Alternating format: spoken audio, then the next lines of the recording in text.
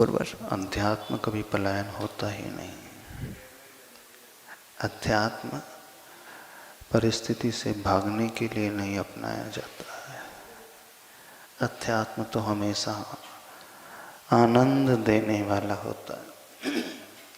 अध्यात्म हमें स्वभाव की ओर लाने वाला होता है। पलायन वो कहलाता है जब हम उस परिस्थिति से भाग रहे हैं। एक उदाहरण के माध्यम से बात एकदम स्पष्ट हो जाएगी।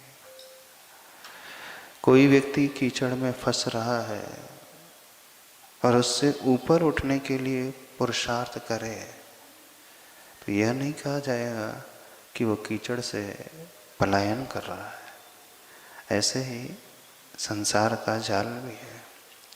हम आनंद पाने के लिए इस संसार से ऊपर उठने के रास्ते को यदि अपनाते हैं, आत्मा की ओर आने के लिए मोह को त्यागते हैं, तो यह पलायन बिल्कुल नहीं कहा जाता।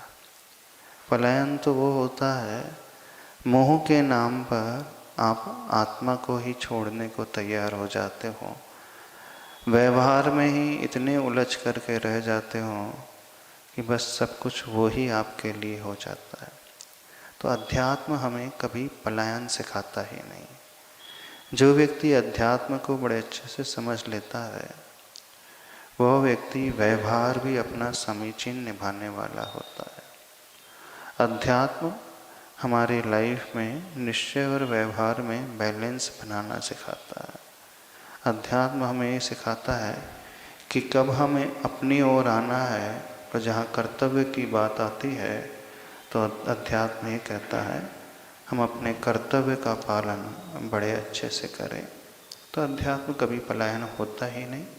अध्यात्म तो संसार में रहते हुए संसार में जीने की कला को सिखाने वाला होता है।